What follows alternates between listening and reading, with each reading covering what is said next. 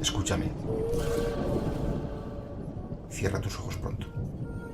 Alguien está en la ventana o llamando a la puerta. O quizás no. Se oyen ruidos en casa. ¿Escuchaste? ¿Hay alguien a tu lado?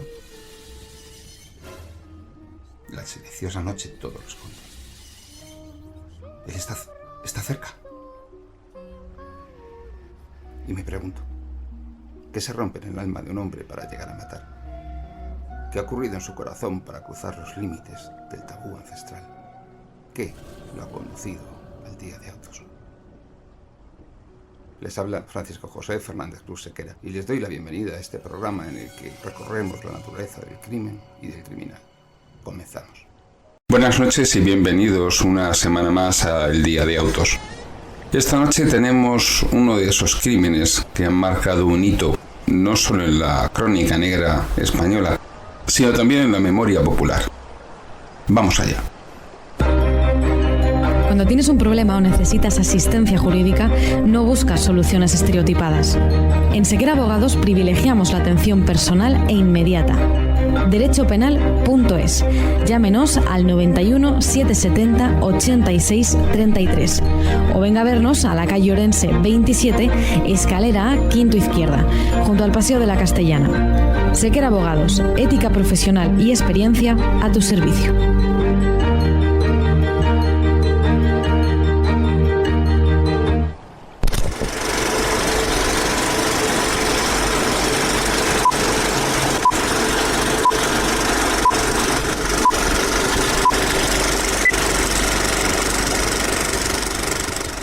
Juan Vila Carbonell nació en Vic, provincia de Barcelona, en 1934.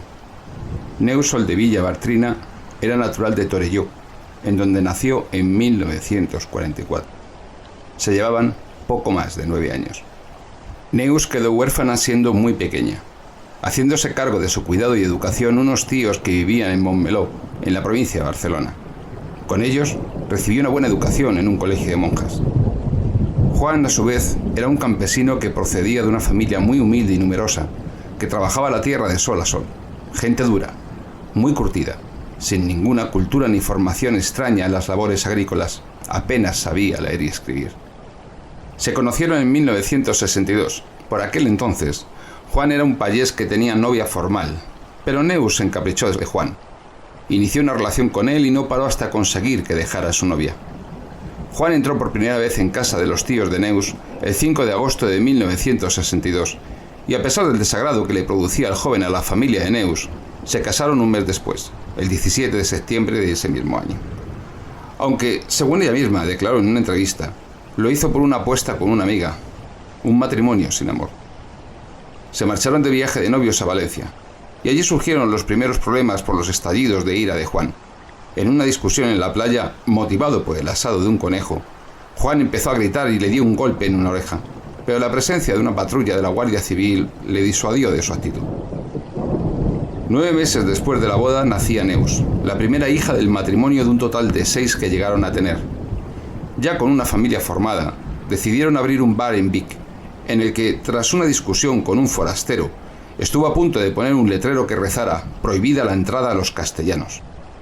Pero la hostelería no daba el rendimiento esperado, y poco después decidieron marcharse a Granollers, en donde Juan se inició en la construcción, un negocio en el que amasó una pequeña fortuna, construyendo bloques de pisos gracias a los permisos que logró en los ayuntamientos franquistas, empeñados en erradicar el chabolismo y las infraviviendas.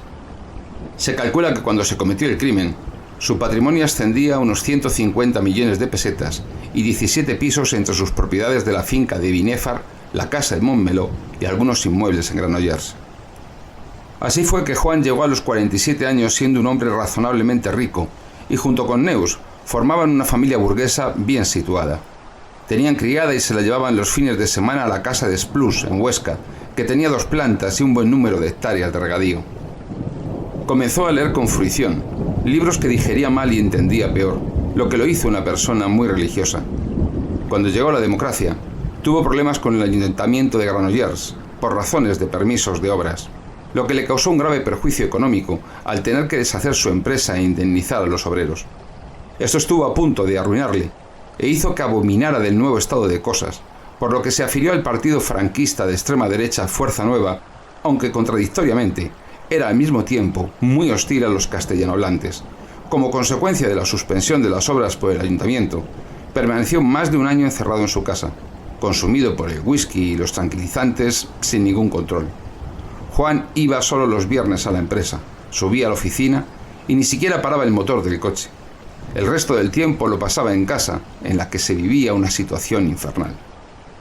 Su ignorancia y su riqueza sumadas le llevaron a pensar que estudiar era un lujo innecesario para desenvolverse en la vida, razón por la que siempre se opuso a que sus hijos lo hicieran, y los obligó a trabajar en sus obras desde los 8 años, haciendo pasta de cemento.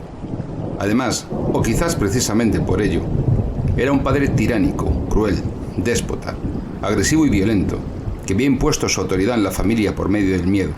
Les imponía duros castigos por el más mínimo error. Y aunque se dijo que nunca llegó a ponerles la mano encima, esto no es cierto, pues en ocasiones les llegó a golpear con el cinturón, algo que no era infrecuente en la España de décadas anteriores, pero que ya se había perdido como un uso aceptable. Así, el ambiente familiar era irrespirable, llegando al punto de que el padre comía solo en el salón, mientras los hijos lo hacían en la cocina.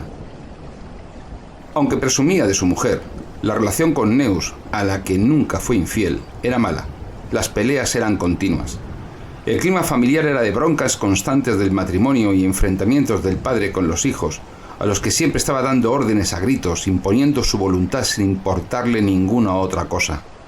Eso provocó que los hijos, María Nieves de 18 años, los gemelos Juan y Luis de 17, Marisol de 14, María Dolores de 11 y Ana María de 9, desarrollaran un sentimiento de hostilidad hacia él y se aproximaran a su madre. A pesar de la riqueza que tenía la familia, Juan administraba el dinero de forma férrea, dándole a Neus el dinero justo para comprar lo necesario para la vida familiar. Pero Neus quería más, quería vivir a lo grande. Esto hizo que buscara disponer de dinero por sí misma, para lo que empezó buscando trabajo como vendedora en una inmobiliaria y después asumió la representación de una firma de cosméticos en la que empezó a ganar dinero para, según diría el fiscal más adelante, ayudar a los gastos de la casa. Pero según este mismo fiscal, su propósito era otro. Decía, sabía conllevar a su esposo, al que esporádicamente era infiel con otros hombres, y al objeto de alcanzar caprichos que no conseguía con el dinero que obtenía del marido, se dedicó a la venta de cosméticos y posteriormente a solicitar préstamos de dinero a conocidos, prometiéndoles grandes intereses a corto plazo, que reintegraba con nuevos préstamos en las mismas condiciones que, en lugar de invertir rentablemente, destinaba a otros menesteres, entre ellos la compra de 2 apartamentos en Calella, todo a espaldas del marido, temiendo su reacción si era descubierta. Y así fue como la picardía, que nunca le faltó, la llevó a vivir una doble vida. Pasaba de un amante a otro y para resolver su codicia, montó esta estafa piramidal. Empezó pidiendo un préstamo de 500.000 pesetas a un amigo, garantizándole la devolución de dicha cantidad más un 30% de interés en el plazo de 6 meses. Partiendo de este capital, comenzó a adquirir préstamos con su círculo de amistades, asumiendo la obligación de pagar elevados intereses a los prestamistas en un breve plazo que, confiados, le depositaban su dinero y esperaban obtener con ello una gran rentabilidad de sus ahorros. Pero en realidad, el dinero que recibía de unos lo empleaba en pagar los intereses de otros, gastando la mayor parte. Así fue como llegó a mover 17 millones de pesetas, pero la deuda crecía constantemente y las cantidades en concepto de intereses que debía pagar al vencimiento de los préstamos comenzaron a superar con mucho el dinero del que disponía. Y así llegó 1981 y su mes de mayo. La tragedia se cernía sobre Juan Vila. Decidió sacar a su hija Nieves de la Facultad de Empresariales, dada su convicción de que se prosperaba trabajando y no estudiando, y puso a sus hijos a trabajar en sus fincas de Huesca en jornadas extenuantes. Por su parte, a Neus, cuando llegó el mes de junio, el círculo de amigos que le prestaba dinero se le agotó, y ya no tuvo a quien pedir más. Comenzó a contar excusas a sus prestamistas, y alguno de ellos, comenzó a amenazarla con decírselo a su marido para que fuera éste quien devolviera el dinero. Angustiada y atemorizada por la idea de que Juan se enterase de sus estafas y de sus diversos amantes, planeó el asesinato para cobrar el seguro de vida de 25 millones de pesetas que había firmado su marido. Aunque ella, disculpándose, siempre negó este móvil, diciendo que sintió pánico de que su marido supiera lo que había hecho. En ese momento, un nuevo acontecimiento vino a tensar aún más la situación familiar. Juan la había tomado en los últimos tiempos con su hijo Luis, uno de los gemelos, al que el 11 o 12 de junio había obligado a quedarse solo en la finca, encargado del trabajo que normalmente debían hacer varios hombres, y diciendo que flaqueaba en la tarea, lo había encerrado en una caseta de aperos y lo había golpeado con el cinturón. Así las cosas, Neus acudió a los únicos que la escucharían y a los que podía manipular con facilidad, sus hijos. Los reunió el 18 de junio en el bar El Cisne de Montmeló y les contó su situación, encatusándolos con lo bien que vivirían todos sin el padre, pidiéndoles su apoyo para una posible separación matrimonial o, como relataría en sus conclusiones el fiscal, si el padre no lo consentía, deshaciéndose de él por otro procedimiento, llegando a indicarles que en otro caso se suicidaría. Todos pensaron que Juan nunca consentiría una separación, por lo que pactaron matar al cabeza de familia. Ese mismo día, Neus compró en una farmacia de Granollers un frasco de éter con el que pensaba dormir a Juan Vila para, acto seguido, deshacerse de él a palos. Pero no ejecutaron este plan. Neus pensó entonces en un sistema clásico entre las mujeres que deciden matar a sus maridos: envenenarle. Y para ello le pusieron cerillas machacadas en el café, pero no dio ningún resultado. Entonces pensaron en manipular los frenos del coche para que se matara al conducirlo, pero no era seguro que lograran el resultado.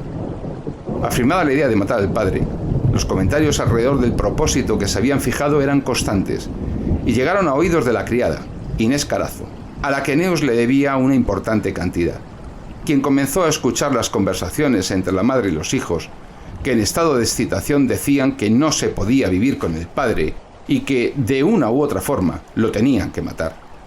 El 22 de junio, uno de los gemelos, Luis, intentó dispararle cuando éste se encontraba durmiendo la siesta en el sofá del comedor, pero le faltó valor, y una de las chicas, Marisol, dijo en presencia de la criada: «Por cojones lo tengo que eliminar». La sirvienta se enteró de todo, pero calló.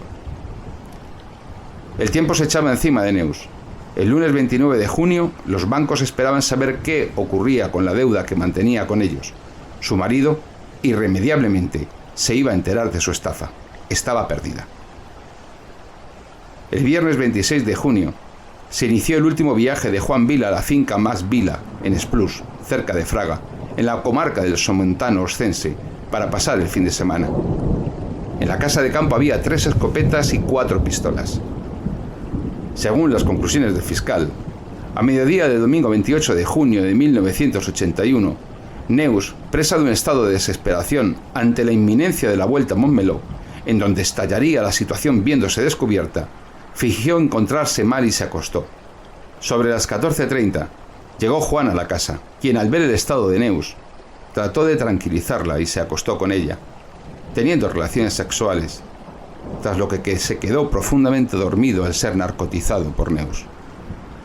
Los 6 hijos aguardaban sentados frente al televisor viendo la empalagosa serie de televisión La Casa de la Pradera.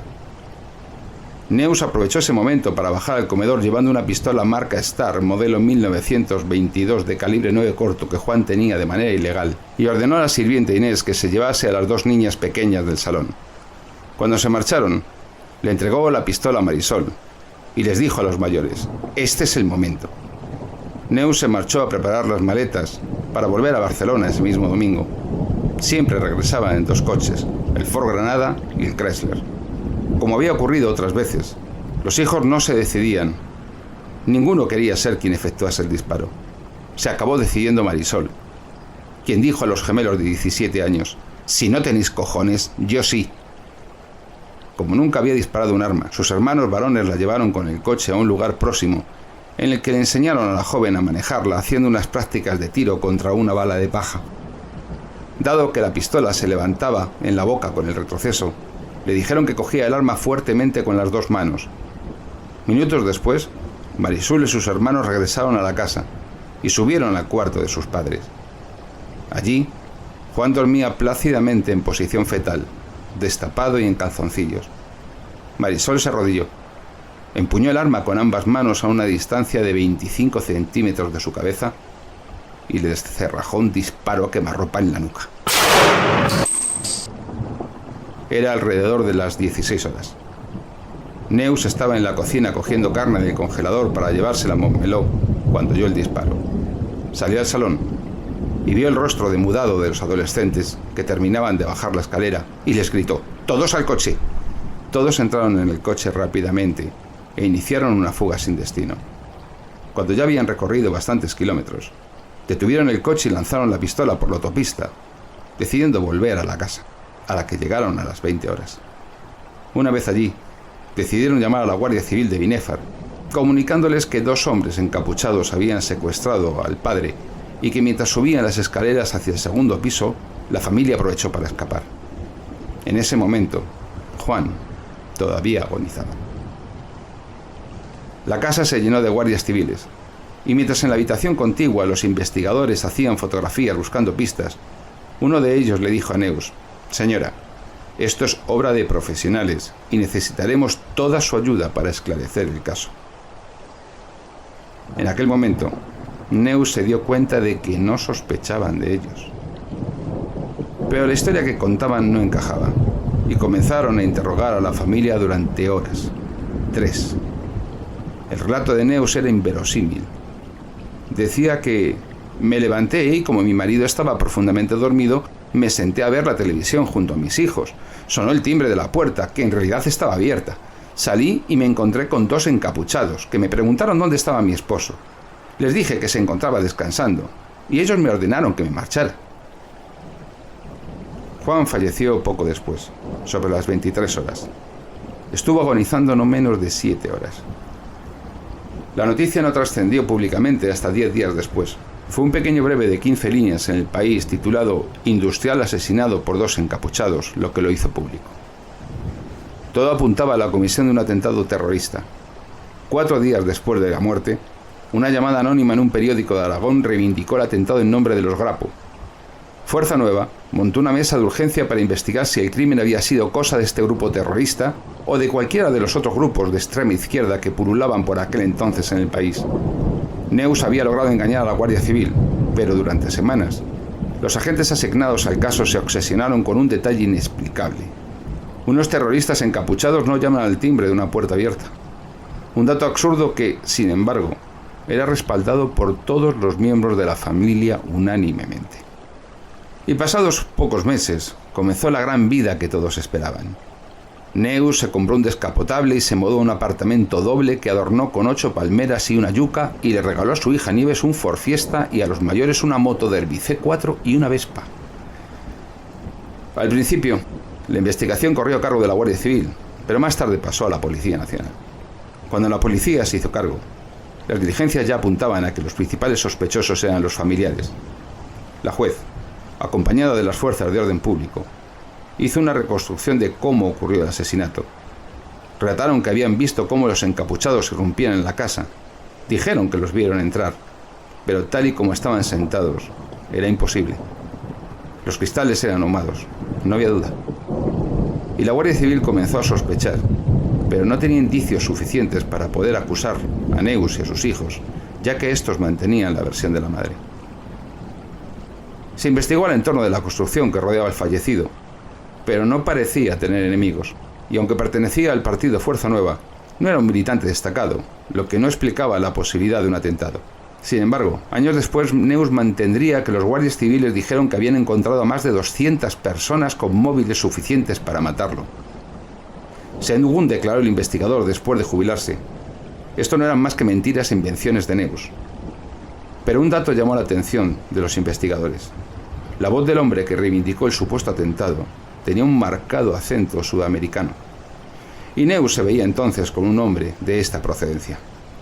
Empezaron a atar cabos y decidieron intervenir el teléfono de la casa de Montmeló. A este detalle se sumó otro.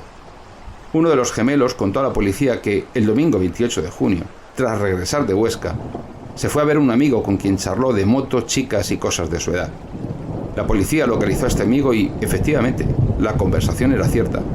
Pero el gemelo no le contó nada referente a un secuestro y atentado contra su padre. Y nadie habría dejado de contar algo así a un amigo. Es imposible ocultarlo. ¿Cómo un chico de 16 años oculta a su mejor amigo que su padre ha sido secuestrado y asesinado ese mismo día? A lo anterior, se añadía que varios hombres habían desmentido la versión de Neus de un matrimonio idílico, demostrando que habían tenido relaciones sexuales con ella. También averiguaron que, huyendo de su entorno familiar, había trabajado como vendedora de cosméticos a domicilio, aunque en su mayoría, al estar casados, deseaban mantenerse en el anonimato. Y, por si lo anterior no era suficiente, la policía averiguó que había creado una financiera que acumulaba pérdidas de 17 millones de pesetas y que era inminente que su marido descubriera la estafa. Esa fue la pista definitiva. Pero ¿cómo demostrar que la autora del crimen era Neus? En octubre de 1981, 3 meses y medio después de cometer el delito, los investigadores consiguieron romper la ley del silencio establecida entre todos los presentes en la casa el día del crimen. Y lo hicieron atacando el punto más débil, Inés Carazo, la criada. Neus le debía una importante cantidad como préstamo de intereses de la inversión y, envalentonada por el secreto que guardaba, afirmó en la sucursal bancaria en la que guardaba sus ahorros: «Cobraré, seguro que cobraré, porque si digo lo que sé, les va a pesar a todos».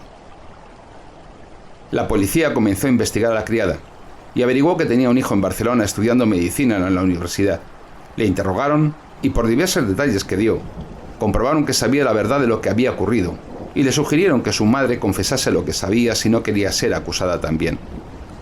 El día 9 de octubre se procedió a tomar declaración en comisaría Inés Carazo Hervás, de 59 años, que conocía a la familia desde hacía 12 y había vuelto a su servicio un año atrás.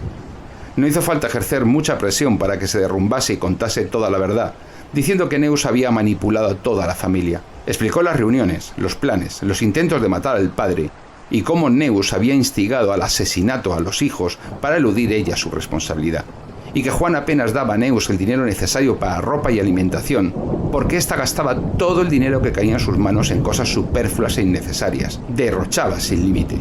Afirmó también algo que ya sabía la policía, y es que Neus podía tener relaciones extramatrimoniales con algún otro hombre. En la instrucción del sumario, procedimiento ordinario 5/81, seguido en el juzgado de instrucción de Fraga, se acreditó que tuvo al menos 3 amantes. Con la confesión obtenida de la criada, se procedió a la detención de Neus y de sus hijos. Esta estaba cada día peor de salud. El miedo y la tensión se la comían por dentro y esto hacía que tuviera que medicarse.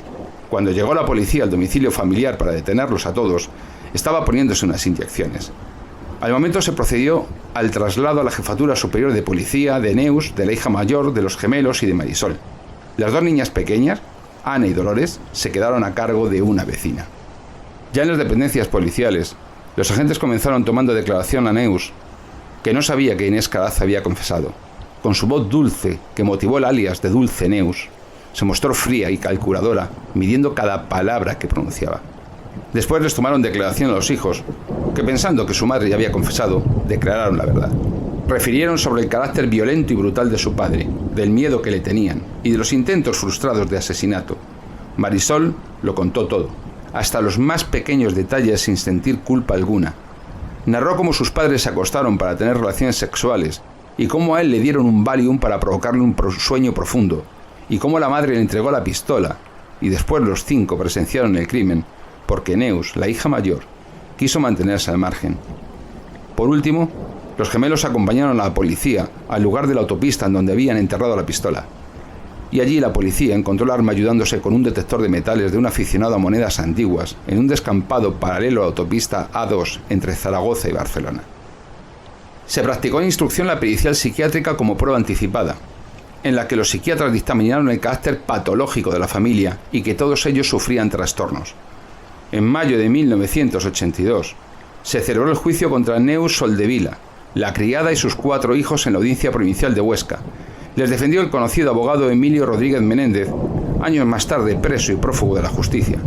Durante el juicio, Marisol, que no resultó imputada por ser menor de edad penal, negó ser la autora del disparo y dijo que su madre le pidió que confesara el asesinato para que, al ser menor de edad penal, el castigo quedara impune, y terminó dejando abiertas toda clase de sospechas sobre sus hermanos María Nieves y Luis, pese a haberse reconocido culpable en las declaraciones que hizo a la policía y al juez instructor. Llegado el momento de formular las conclusiones definitivas, el fiscal solicitó la condena a más de 100 años para la familia, calificando la actuación de Neus de prolongada y refinada labor de instigación e inducción sobre sus hijos, que queda demostrada por ser ella la que sugirió la idea de deshacerse del jefe de la familia, pretextando que así estaría más libre y más unida.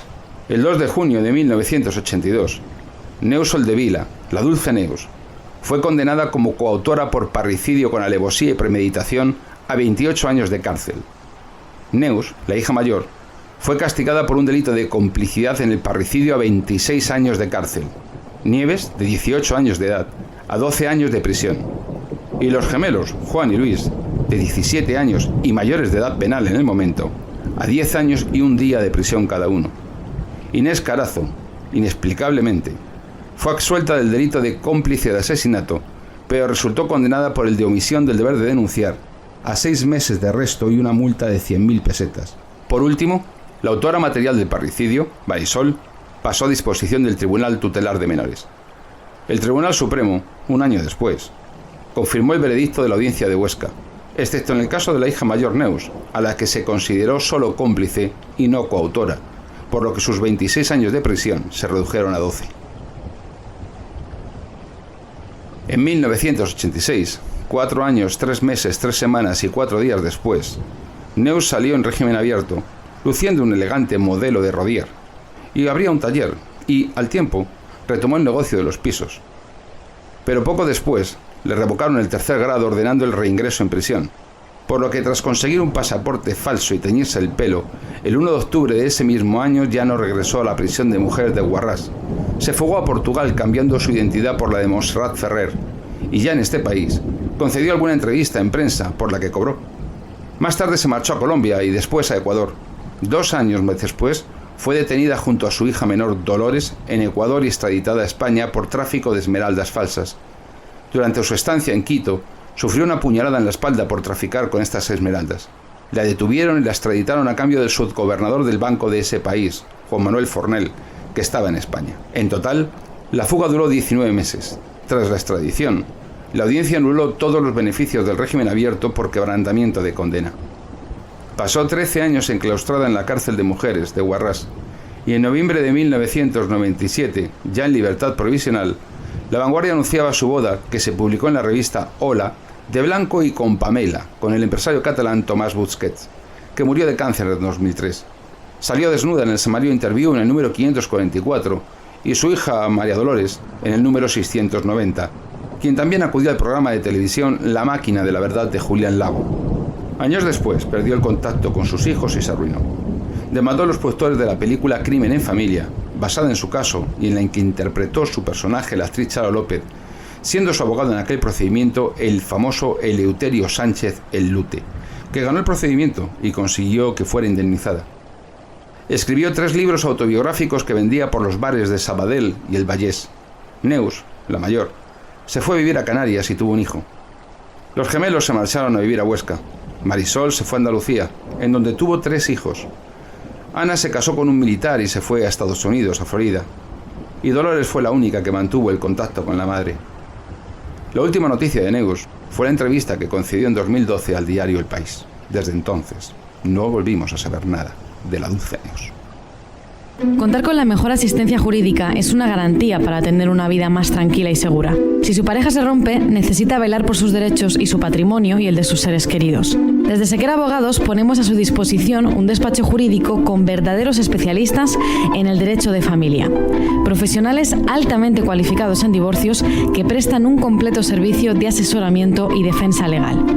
Sequera Abogados, llámenos al 91 770 86 33 o venga a vernos a la calle Orense 27, escalera A, quinto izquierda.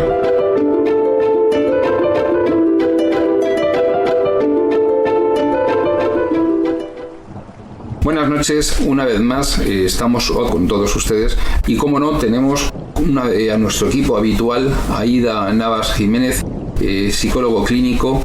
Buenas noches, Aida. Buenas noches, Francisco.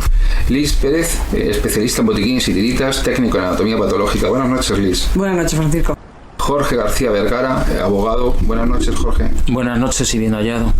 Pues bienvenido. Y nuestro novelista, poeta, escritor, favorito, que es Marcos López Herrador, autor de 2 libros muy interesantes, uno La rebelión de los amos, uno de los éxitos del libros de economía del año 2017, y también novelista que ha hecho novela negra además de novela histórica, que es Mary Bell, la niña asesina. Buenas noches, Marcos. Correcto. Buenas noches, queridos amigos. Algún día, si te parece, nos tienes que contar un poquito quién fue Mary Bell y su niña asesina, aunque solamente sea brevemente para abrir el apetito de los oyentes y que tengan la tentación de comprarlo. Lo haré con mucho gusto cuando...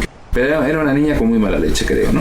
Era una niña y como niña se convirtió en víctima y verdugo. Sí, pero mataba muy bien y sí, con mucho gusto. Mataba porque le enseñaron a que en el mundo no existía más que verdugo y víctima. La medida en que era verdugo no era víctima. Una cosa, Marcos, cualquier oyente que esté interesado en adquirir el libro, ¿dónde puede pedirlo? ¿Qué editorial es? Pues en este momento Mary Bell, la niña asesina, de editorial Secotia, se puede encontrar en cualquier librería. Si no lo tienen, pues naturalmente lo pedirán. Pero vamos, está en el Corte Inglés, la Casa del Libro, en la FNAC, y lo pueden pedir en Criteria, Club de Lectores o en Amazon. Perfecto, pues ya saben dónde dirigirse los oyentes que tengan interés en saber cómo es una niña asesina múltiple. Porque mató más de una vez. Bueno, empezamos otra vez con el tema de los muertos. Esta vez tenemos algo con mucho más estilo, marcando clase y categoría. Arma de fuego, una pistola Star del 9 corto, modelo 1922, un arma de uso más policial en aquel entonces. Desde el punto de vista de la defensa personal, no es un arma operativa, no es un arma que dotase a las fuerzas ni de guardia civil ni de policía armada de la época, que utilizaban un 9 largo y luego pasaban a utilizar un 9 Parabellum. Pero el 9 corto era más propio muchas veces de policías municipales de entonces, o armas particulares de militares y de policías retirados y cosas por el estilo, y de policía local. Esa arma fue la que se utilizó en un crimen que fue fatal para la vida de Joan Vila. ¿Qué lesiones le produjo, Liz?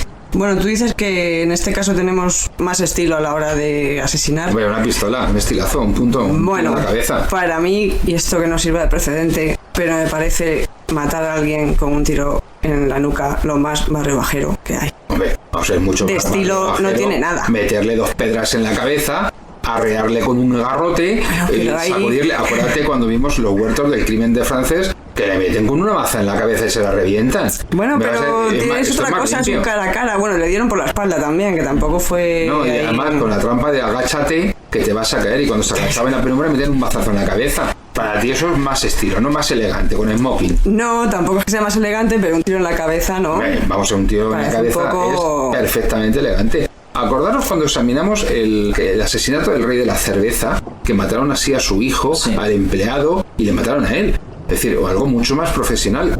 Cosa curiosa, porque en este caso no hablamos de asesinos profesionales, sino de asesinos con vocación de asesino que andarán por ahí sueltos hoy día haciendo sus vidas corrientes, pero que en aquel momento y en aquella circunstancia mataron. Entonces, matar no eligieron la escopeta, el postazo, no, mucho más fino, un arma que pudiera manejar. Pero fíjate que incluso... Pero vamos, ¿cómo quieres que le sacuda? Pues garantizando el tiro en la cabeza. Tú piensas además que no es una persona que supiera utilizar un arma, tiene que estar ensayando con los hermanos en el exterior antes, para controlar el alza en boca que tiene el proyectil al salir, en un arma que tiene muy poco retroceso y que el cerrojo al retroceder pues mueve muy poco, se mueve poco, o sea, es decir, no es un arma que sea violenta en su funcionamiento. Con lo cual no me digas que nos complase un poquito más de estilo, sí. Bueno, venga, más, por lo menos es más limpio. Eso sí. O sea, lo más que vas a hacer, yo me acuerdo una vez que tuve ocasión de un tiro, subir a la residencia de suboficiales, y estaba yo aquel día de servicio, y de encontrarme los sesos del suicida pegados en la pared de la cabeza de la cama. ¿Ves? Entonces tan limpio no poco es. Hombre, depende. Este hombre se metió la pistola en la boca, se pegó un tiro y le saltó la de los sesos contra la pared, cosa que dejó la pared una porquería. Y el destino tampoco tuvo que ser... Pero queda más limpio, porque al ser sobre la almohada, me explico, la sangre empapa, que es otra cosa, y no te rías porque eso es verdad. Entonces, un tiro a quemarropa, 25-28 centímetros de distancia. Eso uno se muere. Tiene pinta de que sí. Yo apuesto porque sí. Además, a esa corta distancia, el orificio de entrada tiene forma estrellada por el efecto que tienen los gases al entrar en la piel, en este caso del cráneo, y por presión estos gases vuelven a salir y es lo que hace que se forme esa forma estrellada de la piel. Luego tenemos en el orificio de entrada que la llama sale por la boca del cañón, actúa quemando la piel de la víctima. El orificio de entrada estará rodeado por una cintilla de contusión, que ahora te explico, y un tatuaje denso y ennegrecido. En la superficie se pueden comprobar también los efectos de la quemadura por la llama, que en algunos casos hay zona que se puede lavar, que es la pólvora más alejada del orificio, que es la parte ennegrecida, y luego otra que no se podría lavar, que es la propia quemadura. La cintilla de contusión rodea el orificio de entrada, sería la primera circunferencia después del orificio. Se produce por la contusión de la piel contra la bala, o de la bala contra la piel, en este caso. Mejor, ¿no? Y habría también roturas elásticas por la distensión de la piel. Y además tendríamos además habría frotación de la piel por el giro del proyectil. Luego, más externo, tendríamos el tatuaje de pólvora, que se produce porque los granos de pólvora que emergen de la boca de fuego no tienen la oportunidad de disiparse y marcan la piel. Y es lo que te he dicho, que tiene una zona lavable, que es la propia quemadura, y otra zona que se podría lavar durante la autopsia, que sería más externa. ¿Me vas a decir algo? No, vale, lo de lavable, que me tienes intrigado. Te veo ¿Qué me quieres decir con lo de lavable? Claro que a la hora de realizar la autopsia... Vamos a ver, es que tú realizas autopsias, los demás no. Entonces, lavable, ¿qué me estás contando? ¿A la hora de amortajar al muerto para llevarlo al tanatorio? ¿Al velatorio? No, es que la herida es más lavable. Y te quedas así diciendo, es que no se va a esperar para lavar las sábanas de la cama ni a quitar el muerto, lo va a meter el muerto en la lavadora también. O sea, hace favor de explicarte. Claro, porque ¿qué hacéis en una autopsia? ¿Lavéis al muerto? Claro, primero se hace... ¿Cómo que claro? No, sí. Claro no, tú lo das por hecho, yo no. Y los oyentes ni te cuento, que van a autopsias todos los días. ¿Qué es lo que hacéis en una autopsia cuando llega el muerto? Claro, pues primero se hace una inspección visual con la ropa que... Bueno, primero el levantamiento, ¿no? Que se va...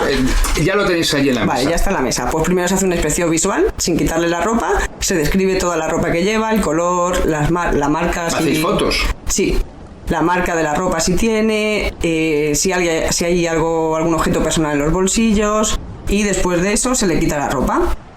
Antes de lavarlo, en caso de que proceda, que no siempre se lava, se mira si tiene cicatrices, las heridas posibles que tenga, si las heridas son antiguas, hematomas, cirugías también se miran. Y luego, una vez que tienes todo eso, se procede a la inspección más meticulosa de las heridas que pueda tener. Y se miden, se toma fotografía, y en este caso lo que te he dicho de que hay alguna zona del tatuaje, que se lava y otra que no, es para medir la distancia que hay del orificio, la dimensión que tiene el orificio, el diámetro, y a partir de ahí se va midiendo cuánto mide la cintilla y cuánto mide este tatuaje. Por eso que hay una parte que se lava y otra que no. Vale, pues aparte de todo esto, tenemos una trayectoria del proyectil en el cráneo, que ya sabes que las armas no son muy fuerte, pero si no me echas tú un cable, que entiendes más de esto.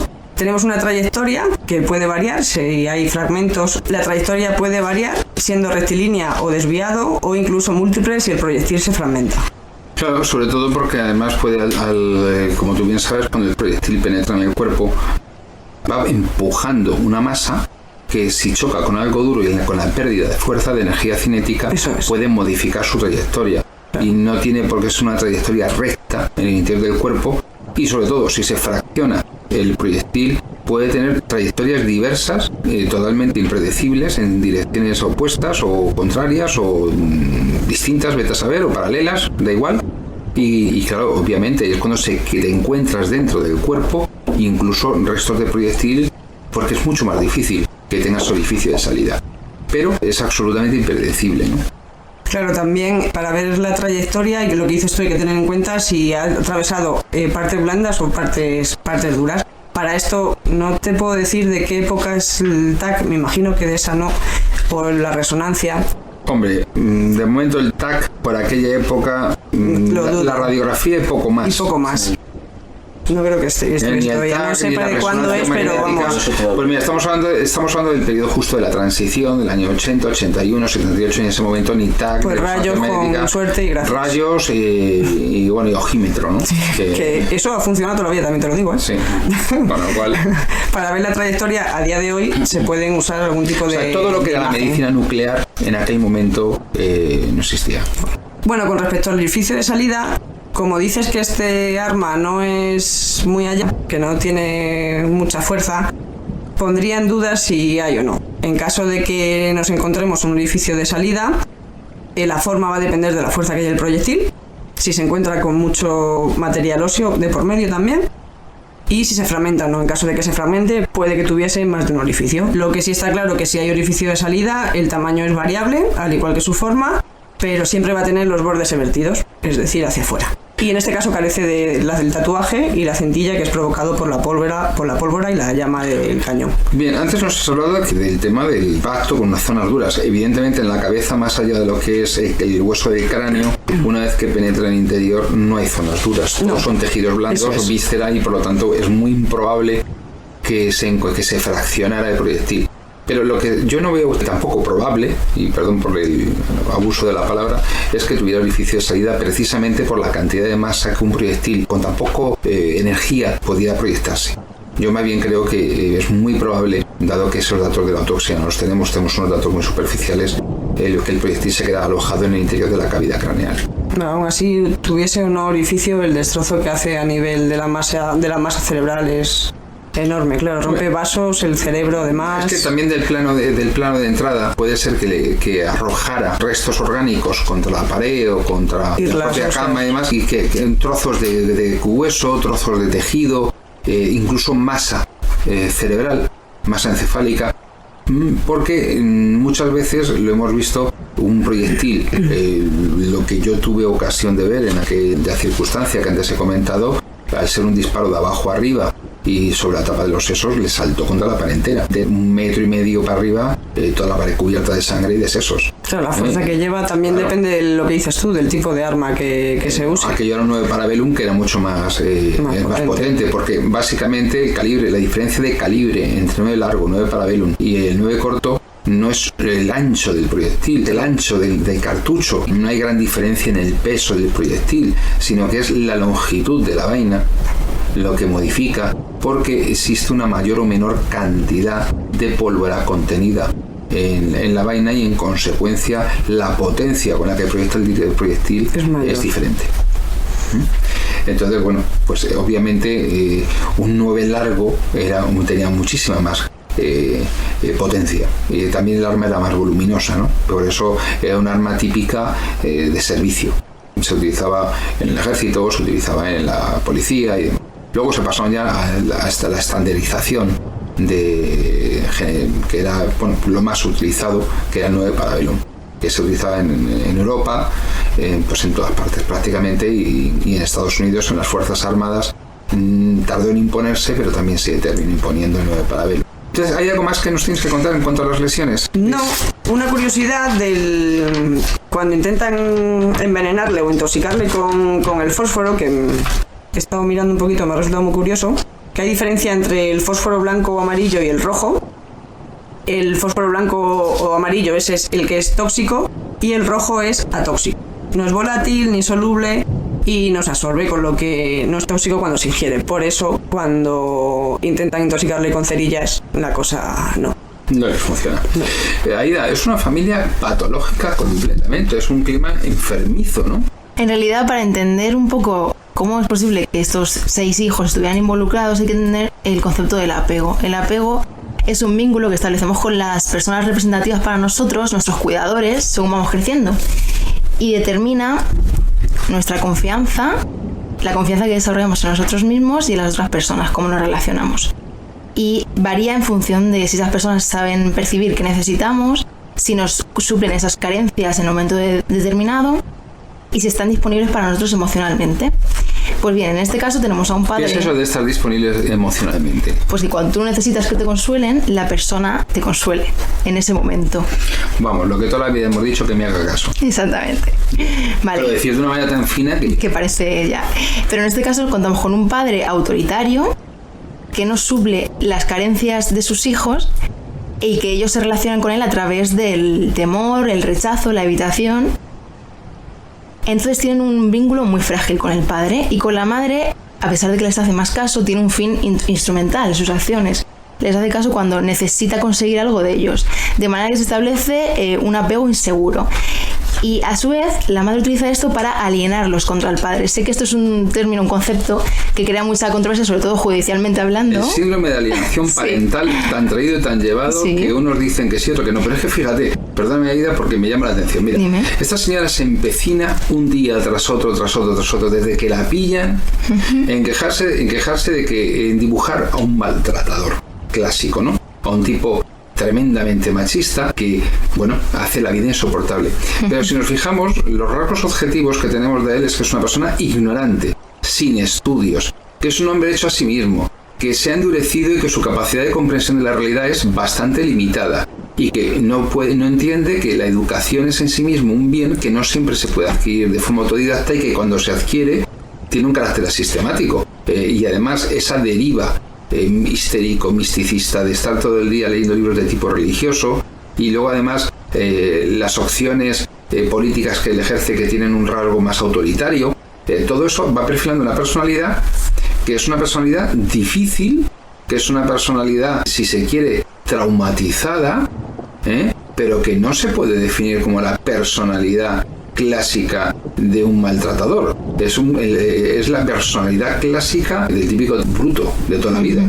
Pero si os dais cuenta, no hay unos, lo que hoy calificaríamos como malos tratos en nuestra mentalidad respecto de los hijos. Pegarle una paliza con un cinturón y meterlo en una casa de aperos es una barbaridad. Pero en aquel entonces, si hablamos de hace muchos años, no era el pegar a los hijos era algo socialmente aceptado. Yo no veo por ningún rasgo, en ningún sitio, el rasgo que le quiso presentar la inductora, la asesina, en realidad, la asesina intelectual, que fue Neus, de maltratador. ¿Tú lo ves por algún sitio? No, y realmente para lo del síndrome de alienación que hemos estado hablando, ya no es tanto lo que existe de verdad como lo que la persona quiera inducir en la mente de los niños. Porque realmente es la persona que en este caso suplía las carencias, aunque fuera de manera superficial, de ellos. Entonces, ellos necesitan sentirse protegidos, reforzados, necesitan una persona que... Entonces, lo que hace la madre es pintarles una imagen del padre, sea real o no, bueno, el tipo negativa. Era bruto como el solo, y animal, eso de que te quiten de estudiar y que te peguen una paliza, o que te metan porque no rindes, es una barbaridad. Pero de ahí a que sea como ella le describía, porque yo lo que quiero resaltar no es que el tipo sea inocente o que sea bueno, sino lo que quiero resaltar es si la teoría, el perfil que nos dibujaba la madre de su marido, la asesina, se corresponde con la realidad o no. No, realmente no. Es decir, era la realidad de una persona inaceptable, pero no era el perfil que ella pretendía dar. No, y ella tampoco cumplía el de víctima, desde ningún punto de vista, vamos. ¿No tenía él una pulsión autodestructiva? No creo. ¿En qué sentido? Pues que incluso el daño que infligía a los demás, que eran los suyos, que eran sus propios hijos, su propia sangre. No era una manera de hacerse daño a sí mismo. Este hombre no es un hombre insatisfecho, inmaduro, que ha acumulado un rencor. Es un hombre que se dice que se ha hecho a sí mismo, pero en realidad quizás no quiso nunca tener que hacerse a sí mismo. Si se hizo a sí mismo fue porque se vio forzado a tal cosa. Y eso quizás nunca lo perdonó. A lo mejor él quería haber sido otra cosa que no fue. Yo, en fin, te pregunto por eso, porque tú eres la experta, si no hay una pulsión autodestructiva en este comportamiento. A ver, yo es que realmente el tema de las descripciones que se hacen de que les pegaba a los hijos, que los encerros, son todo comentarios, realmente no hay pruebas objetivas de que eso ocurriera. Partimos de la base de que una persona que estaba siendo acusada y que había metido a sus hijos en un asesinato decía que su marido hacía tal y tal cosa, pero no existen pruebas. No, pero no te pierdas en que se pueda probar o no probar como se prueba en un juicio, ¿no? Digamos que en este personaje es verosímil que tal cosa ocurriera, ¿no? Y entonces a mí me interesa como ese personaje psicológico al que te estás refiriendo, ¿no? Sí. Curiosamente, fijaros un detalle, que es las condiciones en las que ella se casa. Por una apuesta con un tipo por el que siente lástima y además en unas condiciones con una persona de una cultura muy inferior a ella misma. Entonces, ¿por qué se casa? ¿No pensáis que es una cosa completamente anormal? O sea, es que no encaja la idea, ¿no? Pienso Hombre, yo. A lo mejor no es esa la razón por la que se casa, sino la explicación que ella da, por la que ella misma se da a sí misma, para no confesar que se ha casado con él porque es rico y... No, pero es que cuando se casa no era rico, abre un bar, ¿eh? Es decir, el rico se hace después, a partir de que se mete en la construcción una vez casado. Cuando se casa no lo es. O sea, esa explicación también la he pensado yo, pero es que no encaja, porque estamos hablando de un tipo que realmente es un payés, o sea, es un campesino, allí en Cataluña. No tiene nada, es un tipo acostumbrado a trabajar en el campo de sol a sol. Es un tipo muy rústico. Y ella no es que sea un ingeniero de minas, pero es una persona que tiene unas pretensiones diferentes. Se ha criado en un lugar un poquito más grande. La vida le sonríe, gana mucho, pero ella se siente insatisfecha porque no tiene el control sobre el dinero. El control lo tiene él y solo le da 10.000 pesetas. Entonces ella tiene sucesivos amantes, ella se plantea un manejo, una disposición, una independencia que con él no tiene. Y toda esa frustración, vamos a ver, una mujer que realmente está sometida a un hombre, tanto física como psicológicamente, y la tiene anulada, no tiene 3 amantes, no se pone a vender pisos, no monta una estafa piramidal. Cuidado, entonces no encaja para nada las excusas que ella da, que todavía estará por ahí dándolas, con lo que realmente las circunstancias objetivas que rodean al caso parecen apuntar, pienso yo. Jorge, ¿esto qué fue? ¿Esto fue homicidio? ¿Fue asesinato? ¿Se condena a unos? ¿Se absuelve a otros? ¿Qué pasó aquí, Jorge? Bueno, cuando suceden estos hechos y cuando estos hechos son juzgados, existía una figura distinta del homicidio o del asesinato, que son las dos únicas figuras que se mantienen en el Código Penal actual. Estas figuras distintas eran el infanticidio, por un lado, que era el causar la muerte a un recién nacido, y el parricidio. Y el parricidio tenía como como elemento diferenciador el que el sujeto pasivo del delito, es decir, la víctima, guardaba con el sujeto activo, es decir, el autor, el delincuente, una relación de parentesco. No una relación de parentesco cualquiera, o sea, no es parricidio matar a tu tía segunda o a tu tía abuela. Está el de ser el de los cónyuges entre sí, los ascendientes y los descendientes, fundamentalmente. Esto se llamaba parricidio y la condena que conllevaba era una condena similar a la del delito de asesinato. No es que haya desaparecido la figura del parricida actualmente. De hecho, pues se sigue utilizando en muchos medios de comunicación la expresión parricida. Bueno, ahí se ha quedado la expresión parricida y probablemente en el diccionario también nos encontramos la expresión parricida, pero jurídicamente la expresión parricida ha desaparecido, porque lo que se aplica ahora en relación con el homicidio o en su caso el asesinato es la circunstancia mixta de parentesco, que puede tener en algunos casos carácter atenuatorio de la pena y en otros casos carácter agravatorio de la misma. Generalmente en los casos de la muerte, del homicidio de una persona vinculada por relaciones parentales de esta naturaleza, agravaría la pena. Esto es en esencia lo que era. Neus fue condenada por un delito de parricidio. Este conllevaba la misma pena que el asesinato, 20 años y un día a 30 años de prisión, y le meten la pena en el grado máximo, 28 años. ¿Por qué? Porque, entre otras cosas, la sala estimó que había habido una premeditación conocida y que incluso había habido alevosía. Es decir, sobre la figura del parricidio sí se pueden establecer circunstancias agravantes que son propias del asesinato. Y por eso le cae la condena de 28 años. Bueno, de hecho, no solamente es que haya premeditación, es que hay diversos intentos fallidos de asesinarle. El tratar de envenenarle con las cerillas es uno de ellos, por ejemplo. Sí. ¿No? Entonces, obviamente, creo que está más que probado el hecho de esa premeditación. Sí. ¿Se la condenó como autora, como coautora, como encubridora, como qué? Se le condena como autor, pero no como autor material. Es lo que... ¿Cooperador necesario? No.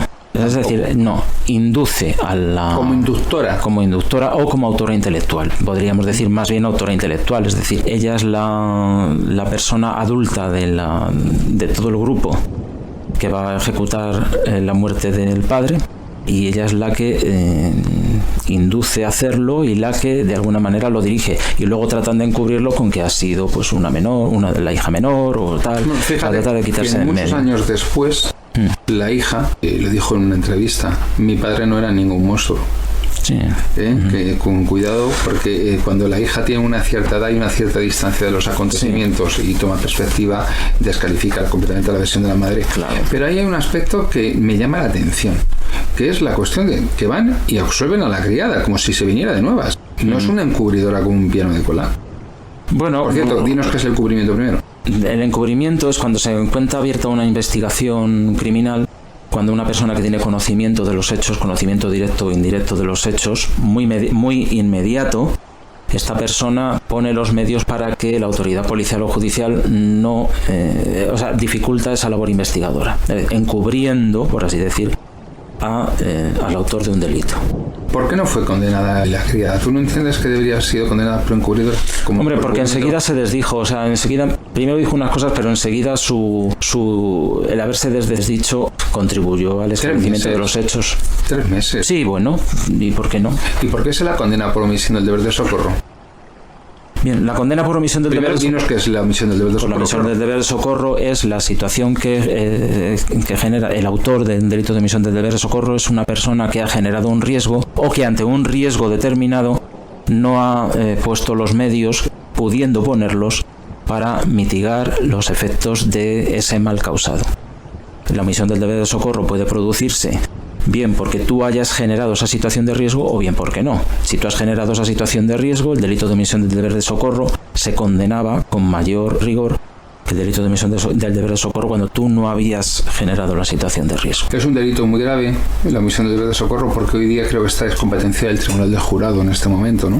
Sí, pero bueno, que sea competencia del Tribunal del Jurado no significa que sea un delito grave, los dos lo sabemos, es decir, las amenazas condicionales también son competencia del Tribunal del Jurado, y hasta el allanamiento de morada también. Sí, también, por eso en España nunca hay un allanamiento de morada, precisamente por eso, porque no verás.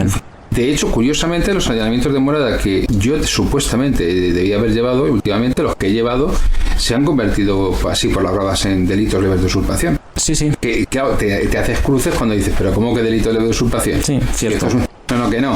Que no vamos a convocar un jurado para meterle 200 euros de multa. Cuando sabemos ambos que son delitos verdaderamente distintos, porque la usurpación no requiere necesariamente que el acto de despojo o el acto de posesión ilícito sea sobre la morada de la víctima, en tanto que el allanamiento de morada sí, y tenía una especial gravedad el allanamiento de morada porque constituía precisamente el lugar donde la víctima del delito de allanamiento pues vivía. Bueno, pues en la práctica del derecho español y de los foros español y en los juzgados españoles, los oyentes ya saben que hay una cosa que no existe: el allanamiento de morada. Que van a ser condenados por un delito de usurpación en su caso. Exacto. Da igual, el último caso en concreto fue un ciudadano de origen cubano que deciden 2 dominicanos, entre comillas, alquilarle un piso. Sí. Que tiene propietario, y que el hombre se ha ido a pasar 5 días fuera, y que cuando vuelve a su casa un domingo se encuentra que su casa hay gente, sí, y la cerradura está en el suelo, y llama a la policía, detienen in situ a este señor que había entrado en su casa con la ropa colgada en las perchas del armario, y delito de usurpación, sí, y juicio por delito leve y 60 euros de multa al condenado. O sea que eso es lo que le va a pasar a uno si cuando llega a casa tiene la suerte de que no ha pasado mucho tiempo, y por lo tanto la policía tiene a bien detener al que está dentro, porque si ha pasado más tiempo, resulta que te dicen, señor, no, ponga usted la denuncia y ya su señoría acordará, y se le quedan dentro de casa uno. Así estamos. Marcos, ¿qué impresión tienes de lo que hemos narrado, de este crimen y de lo que han dicho los compañeros? A mí lo que me llama mucho la atención y hasta cierto punto me turba es lo que tiene el hecho de que la familia, que es el grupo con el que te identificas como el grupo de los tuyos, los más íntimos, aquellos que más pueden protegerte, amarte y ayudarte, se convierta en este caso en todo lo contrario de lo que por naturaleza debiera ser, y se convierta en un verdadero infierno en que todos, absolutamente todos, se convierten en verdugos y en víctimas, porque todos se convierten en verdugos y víctimas siempre y cuando atendamos a cómo se manifiestan los hechos a través de la prensa, del cine, de alguna novela que se ha escrito, etcétera, etcétera, porque acaban convirtiéndose los personajes en verdaderos estereotipos sobre los que se vierten conceptos puramente ideológicos. De este caso también hemos dicho, se hizo una película y ella demandó por intromisión en su derecho al honor y demás, que fue una película titulada Crimen en Familia, ¿Qué nos puedes contar de esta película, Marcos? Bueno, esta película se realizó en 1985 bajo la dirección de Santiago San Miguel, con un guión de Santiago Goicoechea. La interpretaron Charo López, Agustín González, Cristina Marsillac, José Colmenero y otros. Perdona, Juan Jesús Valverde, que es íntimo amigo mío. Bien. Cuidadito. Y Juan Jesús Valverde. Que no nos falte Juan Jesús Valverde. No nos falte. Porque so pena de que Jorge nos lo traiga aquí y nos pegue en el estudio. Juan Jesús Valverde no es Tito Valverde, ¿no? No. Es Juan Jesús Valverde. Vale. La confusión empieza a ofender, Marcos. Ten en cuenta que es todo.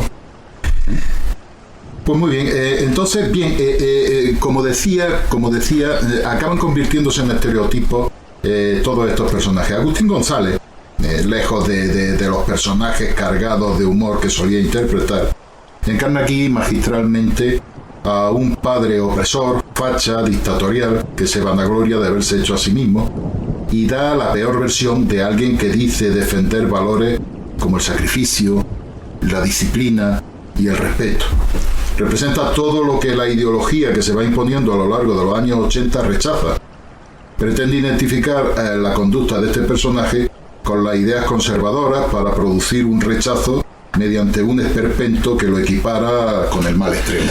Pero en este caso el personaje que encarna Agustín González es un personaje que más que rudo, rústico, carente de formación o carente de una estructura moral, es sencillamente un ser tiránico.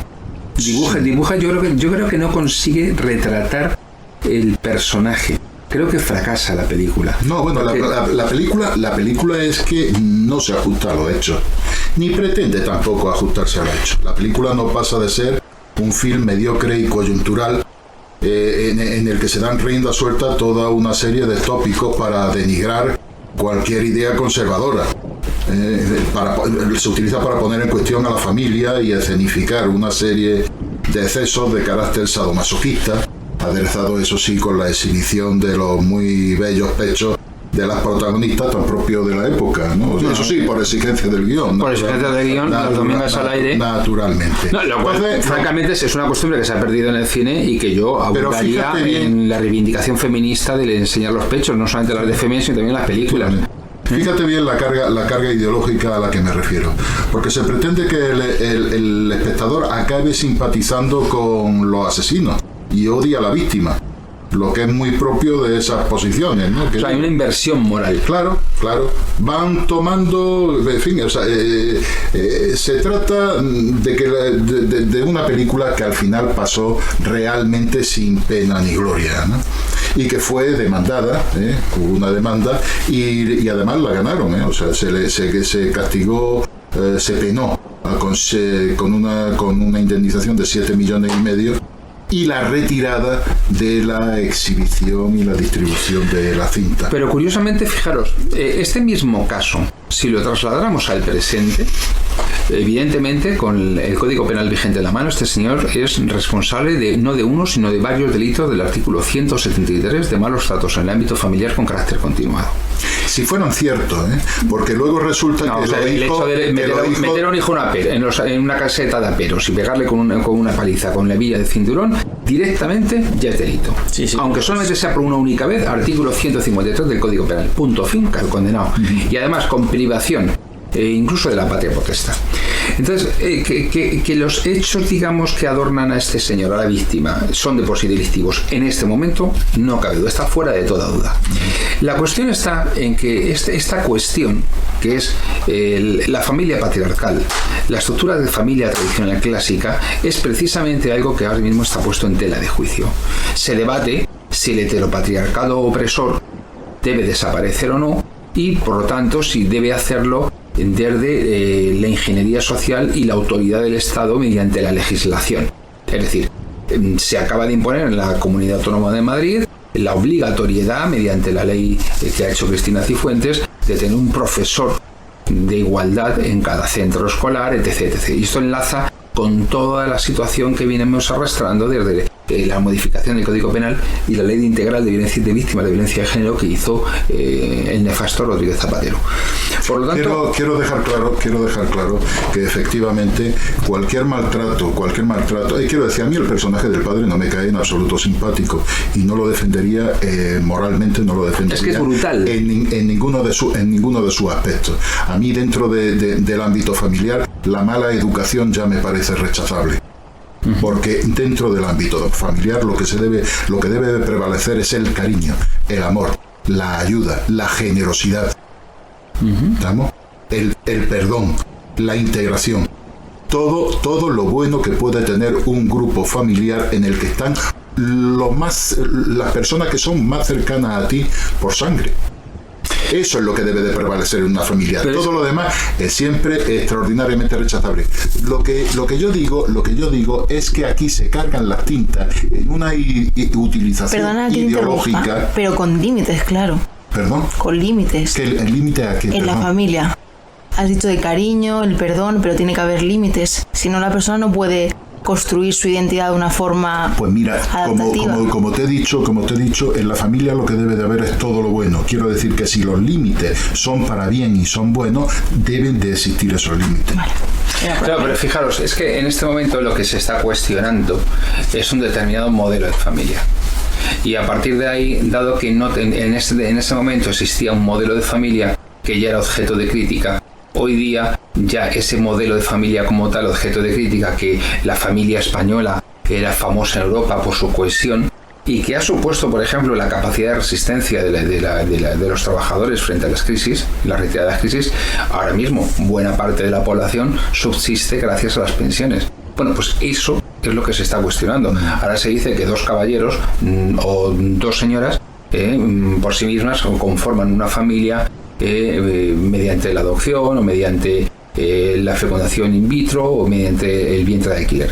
Con lo que, si os dais cuenta, lo que subyace en todo esto es un debate nuevamente que nos ha pasado también cuando grabamos el programa del crimen de la calle Fuencarral, y es que una vez más una sociedad se enfrenta al crimen conforme a sus propias tribulaciones, conforme a sus propias dudas y conforme a sus propios prejuicios. Exactamente. Entonces, mientras que consideramos normal en el año 80 darle una paliza a un hijo con un cinturón, ahora consideramos normal otra serie de cosas que probablemente dentro de 10, de 20, de 30 o de 40 años consideraremos que no son normales y que son indeseables dentro de los usos sociales.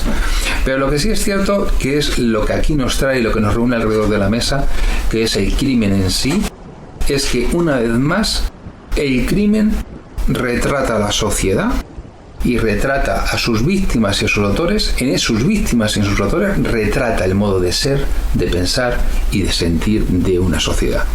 Acordaros, por ejemplo, lo que nos pasó con el asalto al tren expreso de Andalucía, cuando en dos películas distintas, la protagonizada por Jorge Mistral y Vicente Parra, no se menciona ni que el autor intelectual, pero el cerebro de la operación, era hijo de un coronel de la Guardia Civil, ayudante de Primo de Rivera, ni que era homosexual, ni que las deudas las había adquirido como consecuencia del juego, ni que tenía su amante, el Pildorita, era hijo de un capitán médico cubano, y había nacido en Cuba y era hijo de un capitán médico, y que él se fabricaba sus propias drogas.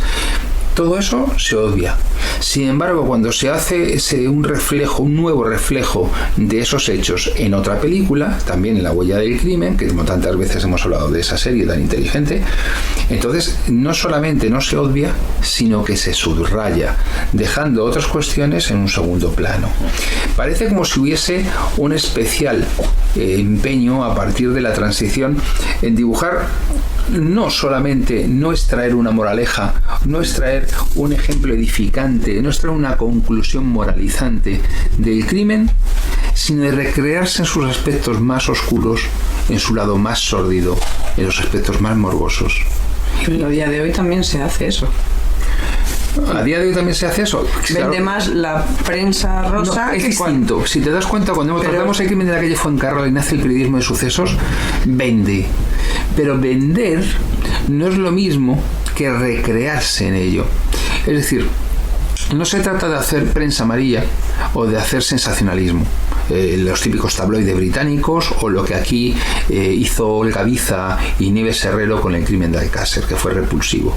No, se trata de que vamos a buscar no en la información de hechos reales, sino en la presentación de hechos incluso ficticios. Se trata de alimentar el morbo, exacto, que es lo rechazable. Se trata de buscar, incluso en la historia ficticia, se busca el lado sórdido del ser humano. El ser humano, que es poliédrico, tiene desde lo peor a lo mejor. ¿Por qué subrayar permanentemente sobre lo malo? Sin embargo, a veces se hace un especial empeño en esas películas tan blancas que solo subrayan lo moralizante, prescindiendo del lado malo del ser humano. El ejemplo es el asalto al tren expreso, la primera película. Te presentan un poquito de lo malo y luego la lectura moralizante de que quien mal anda, mal acaba, y el respeto a las buenas costumbres, y que no hay que ir con mujeres de mala vida cuando tienes una señorita muy buena y muy sensata y muy trabajadora que te quiere hacer caso. Pero claro, esa historia tan plana, tan carente de la verdadera dualidad del ser humano entre el bien y el mal, parece que ahora se ha decantado justo en sentido contrario, y es que solamente buscamos el lado oscuro de la humanidad, el lado oscuro del hombre. Y claro, eso se proyecta en la literatura. Tú no verás nunca una novela negra en la actualidad, porque si no ya no se la calificaría de negra, en el que se destaquen, por ejemplo, las virtudes del detective. No, el detective suele ser divorciado, borracho, alcohólico, a punto de retirarse, fracasado. El periodista, 3/4 de lo mismo. Es decir, ya no existen ni príncipes ni princesas. Ya no existe el lado bueno. Si no te ponemos la nota negra, antihéroe. Exactamente. Si no tenemos el arquetipo del antihéroe, no nos valen.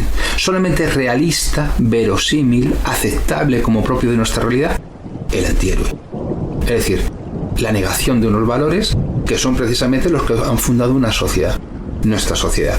La afirmación del bien frente al mal. Bueno, pues eso ya no ocurre. Y además son los valores que precisamente la mayoría tenemos y defendemos. Todos los que no somos criminales tenemos los valores que la cultura hegemónica no ensalza. Bueno, o que no saben los demás que somos criminales, porque se me ocurre más de un político que salía en la televisión, un ejemplo, Paco Granados, secretario general del Partido Popular de Madrid, que hacía ímprobos esfuerzos en presentarse como un combatiente contra la corrupción y algunos más de su cuadrilla, y hoy día pues está encausado, hasta en prisión un montón de tiempo, le han puesto en libertad. Es decir, también estamos en la hipocresía social, que hoy día se habla más que nunca de valores como la tolerancia, el diálogo, el no sé cuánto, y luego todo es mentira, porque a la hora de la verdad es ni más ni menos que esas pulsiones del hombre. El hombre, que además mata por muy pocas cosas. Mata por lujuria, mata por codicia, mata por venganza, y mata por algo que es lo único que le hace matar sin límite: por poder. Porque por lujuria tiene un límite en la muerte, en la pulsión homicida. Por codicia también. Pero por venganza también la focaliza sobre unos elementos, incluso a veces sobre un grupo de población. Voy contra los de tal grupo cultural o de tal región porque estos mataron a mi padre en la guerra. Pero por poder, sin límite. Y la prueba que lo tenemos son los mayores genocidas de la historia de la humanidad que han encontrado el siglo XX, ¿no? Es decir, el poder, el sociópata, que esto Aida nos lo puede explicar muy bien lo que es, no tiene límites. Creo que también deberíamos diferenciar, porque están los psicópatas, los sociópatas, y ya sé que esto daría para mucho tiempo, muchos programas. Haznos un breve esquema. Pero muy breve, que nos quedan 3 minutos. Muy breve, vale. Las diferencias principalmente serían en los motivos que le llevan a asesinar, porque realmente las características son muy similares.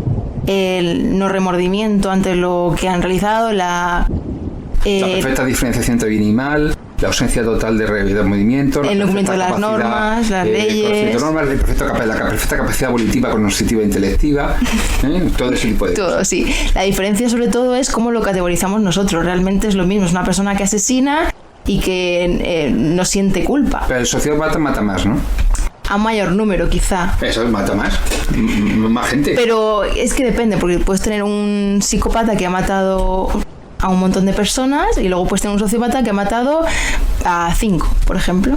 Realmente ya no es tanto el número, es la motivación que hay detrás. Esto nos lo explicarás en próximos capítulos. Una última vuelta sobre lo que tenéis que decir sobre el crimen, lo dejamos aquí, esperando hasta el próximo día. Jorge. Pues desde el punto de vista jurídico lo que llama la atención es que nos hallamos ante un crimen, lo que en cine se llamaba crimen en familia, que si se hubiera producido tal y como decía la película Crimen en Familia estaría lleno de atenuantes, pero aquí en la sentencia no hay una sola atenuante. Es decir, que no tiene ningún tipo, tiene explicación, pero no tiene la justificación que Neus Soldevilla pretendía. Eso me temo, por lo menos desde el punto de vista de jurídico. Vale. Liz. Lo que más triste me parece es que seas capaz de endosarle el muerto a un hijo tuyo. No soy madre, pero... De endosarle el muerto.